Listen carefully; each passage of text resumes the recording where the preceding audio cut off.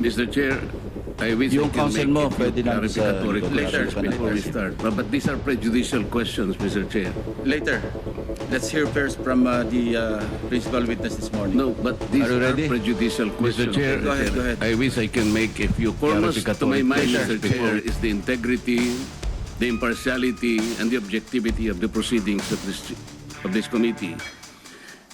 Mr. Chair, you were interviewed on Billionario Channel by Miss Pinky Webb.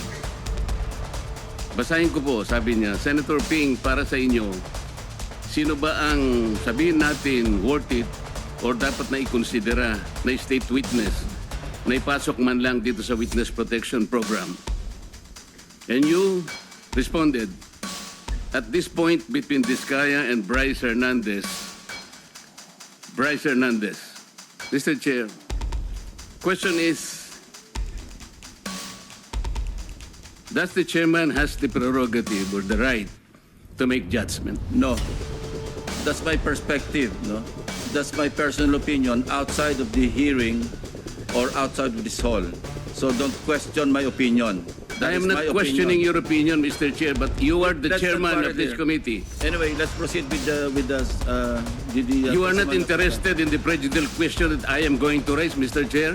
Go ahead, you raise your Kaya nga sinasabi ko sa inyo eh. You're An questioning my investigator, opinion. we are investigating. Away kagad tayo rito.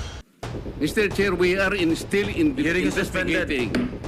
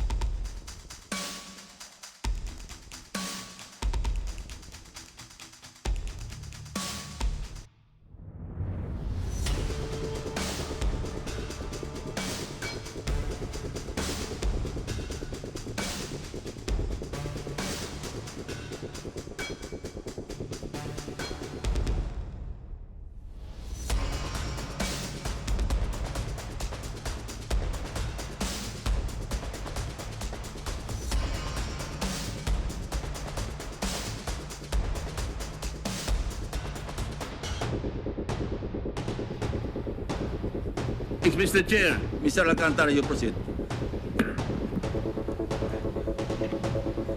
I will register my continuing objection, Mr. Chair. I will question the objectivity of these proceedings if you will not allow me raise this point. Maybe in the plenary this afternoon I will raise it. Pasok man lang dito sa Witness Protection Program. And you responded, at this point between Diskaya and Bryce Hernandez, Mr. Chair, question is prerogative or the right to make judgment. No. That's my perspective, no? That's my personal opinion outside of the hearing or outside of this hall. So don't question my opinion. That I am is my not questioning opinion. your opinion, Mr. Chair, but you are the Let's not chairman quarrel of this here. committee. Anyway, let's proceed with the You are not interested in the prejudicial question that I am going to raise, Mr. Chair?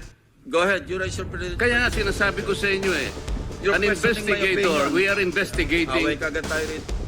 Mr. Chair, we are still in the Hearing is suspended. investigating. Continuing objection, Mr. Chair. I will question the objectivity of these proceedings if you will not allow me raise this point. Maybe in the plenary this afternoon I will raise it. Go ahead. Mr. Alcantara, you proceed with your statement.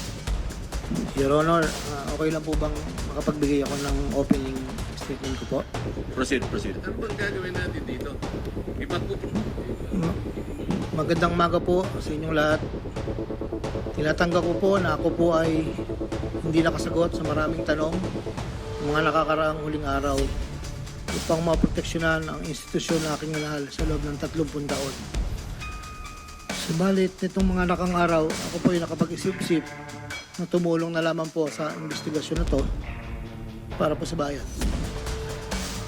Narito po ako sa harapan nyo ngayon upang tumulong ng buong puso, abot ng aking makakaya, upang makapagbigay linaw sa katanungan sa investigasyon ito.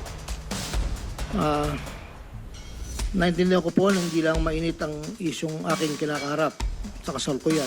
Mararamin po ang galit sa aming mga kasama sa DPWH dahil sa mga nabanggit na mga sinasabing katiwala sa aming ahensya. Hindi ko na po titingnan to. Ito po galing sa puso ko. Nangangamba po kasi ako sa seguridad ng pamilya ko.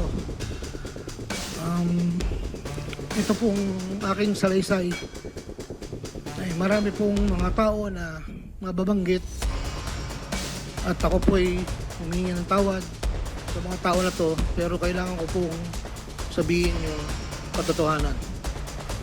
Hihiling ko lang po sa ating buting chairman, sa ating Secretary Justice po, na maproteksyonan po yung pamilya ko. Medyo napakabigat po ng mga babanggitin ko rito. At ito po ay malalaman po natin ngayong umaga. At ako po ay in good faith sa lahat po ng mga senador nandito, sa ating sekretary, at sa mga nandito po lahat. Simulan ko na po ang aking tinandang salaysay. Your Honor.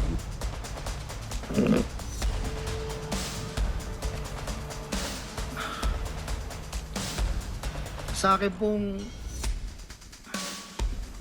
pong boss, na nabanggit po nung nakarang hearing ng aming kasama, Undersecretary Roberto Bernardo po. Una ko pong nakilala si Yusek Bernardo taong 1997. Kami po ay magkasama sa Los Baños po. Hanggang dumating po ang panahon na ako po ay na-appoint na District Engineer sa Bulacan. Sa taong 2022, nagsimula pong magbaba ng pondo sa akin si Yusek Bernardo. Nandito po ang detalye kung ilan po at magkano. Ito po, ang unang taon po, 2022 ay 350 million po. Ang kasunduan po ay 25% po para sa proponent. At ako po, o yung driver ko po minsan ang nag-deliver po sa kanya. Noong 2023 po, meron na rin po mga bumaba. Dito po, naka-specify po lahat kung ang titulo, ang title po ng project, amount, at kabuang binaba po ang aking boss. Ang iba pong sistema, sa simula po ay nagpapabigay po ng tauna lang pong 10% pag po lumabas na po sa pag-NEP po. Tapos po ang kabuuan po ay paglabas po ng GAA. Pag po sa GAA may lumabas na wala po sa NEP, ibig sabihin po nun, maaari pong, hindi ko lang po alam procedure, maaari pong sa BICAM po yun pumasok. Andito po lahat po ang detalye sa aking sinumpang salaysay. At meron pa pong mga UA po, ang program allocations po yata yun.